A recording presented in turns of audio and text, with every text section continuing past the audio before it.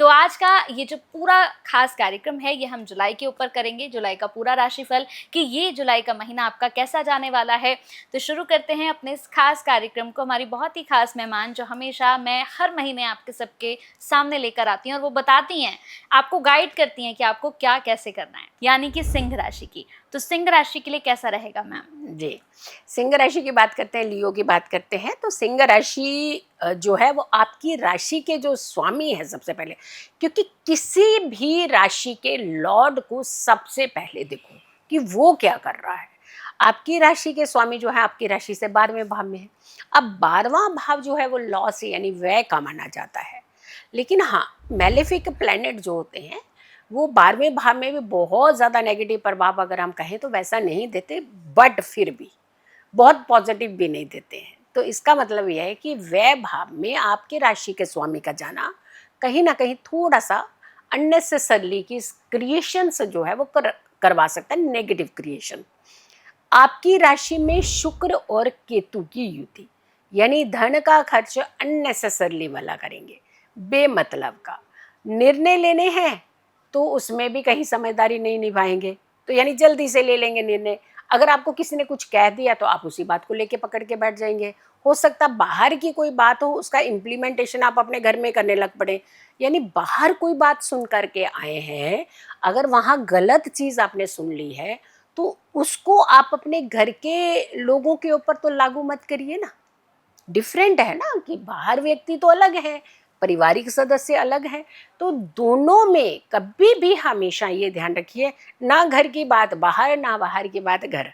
अगर जब इन चीज़ों का आप ध्यान रखते हैं तो आपका घर भी डिस्टर्ब नहीं होता और आपका बाहर कार्य करने की स्थितियां जो है वो भी डिस्टर्बेंस में नहीं आती हैं। व्यवसाय को लेकर के, अगर बिजनेस को लेकर के कोई निर्णय ले रहे हैं तो ज़रा समझ करके लीजिएगा। जुलाई का महीना थोड़ा सा है ऐसा कि जो आपको बिना सोचे समझे किसी भी कार्य को करने की तरफ पुश करेगा। तो ध्यान रखिएगा, क्योंकि आपकी जो राशि के स्वामी है वो एक राजसी स्वामी है, यानी राजा है वो। तो राजा का निर्णय गलत मीन्स कि बहुत सारी डिस्टर्बेंस को क्रिएट कर देना। आलस भी बढ़ेगा इस महीने में आपका। आलस इस तरीके से बढ़ेगा, ठीक है कल कर लेंगे काम, परसों कर लेंगे काम, आज रहने देते हैं। तो आज कहते हैं ना, जो कल किए सो आज कर, आज किए सो अब। अगर जब काम को हम डिले नहीं करते हैं तो काम होने की संभावना ही हो जाती है पूर्ण। लेकिन जब हम खुद ही डिले कर रहे हैं तो फिर हमें क्या कहते हैं, भगवान ने तो आकर के नहीं कहना कि ये काम मैं आपको करके दे देता हूँ, वैसा तो नहीं करेगा ना। वो आपको एक राह दे रहा है, जब आप उस पर चलना ही नहीं चाह रहे हैं तो कहीं ना कहीं हमारे ग्रहों का प्रभाव जो होता है वो ऐसा करता है। लेकिन अगर कर रहा है, ऐसा हो रहा है, तो आपने सबसे पहले अपने आप को पुश करना है काम करने में। वाहन चलाते हुए, आप गाड़ी चलाते हुए, ड्राइव करते हुए बहुत ही सावधानी से चलानी है। जो पैनिक होकर के नहीं चलानी है। अगर मान लो घर का कोई व्यक्ति आपके साथ बैठा है, उसके साथ खिटपिट हो रही है, आपकी गुस्सा चढ़ रहा है, तो उसकी स्पीड क्यों बढ़ाने से क्या लेना देना उसका, तो वो तो आप डेंजर जोन में जाएंगे। तो आप सबसे पहले तो गाड़ी साइड पे रोक लीजिए, पानी पीजिए, उसके बाद आगे बढ़िए। और मैं तो कहूँगी कि अगर आपके घर परिवार में भी कहीं छोटी सी भी तनातनी हो रही है तो ऐसे में आप जाइए ही नहीं साथ में।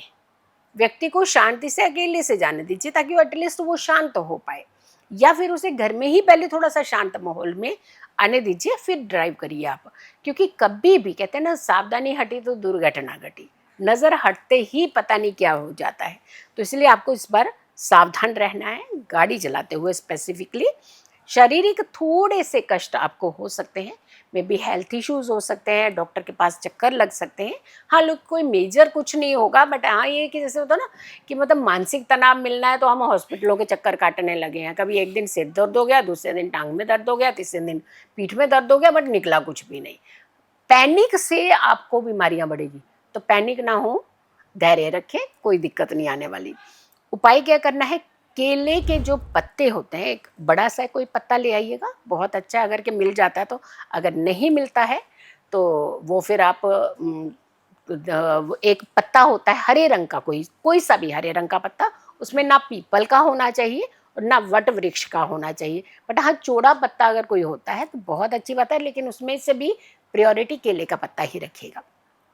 भुना हुआ आटा यानी रोस्ट करके आटा, और उसमें थोड़ी सी चीनी मिला करके, जो हम चींटियों को आटा डालने जाते हैं ना, कच्चा नहीं डालना चाहिए। कच्चे आटे से चींटी मरती है। आपके पुण्य करने के बजाय आपके पाप हो रहे हैं।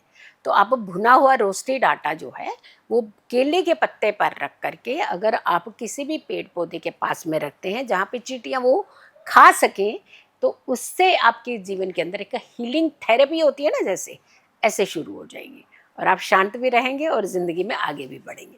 बिल्कुल। तो क्या-क्या सावधानियाँ आपको करनी है, ये सारी चीज़ें आपने सुन ली हैं। आपको गाड़ी चलाते हुए बहुत ज़्यादा अपना ध्यान रखना है। जो-जो आपको उपाय बताए गए हैं, वो भी ज़रूर करिएगा।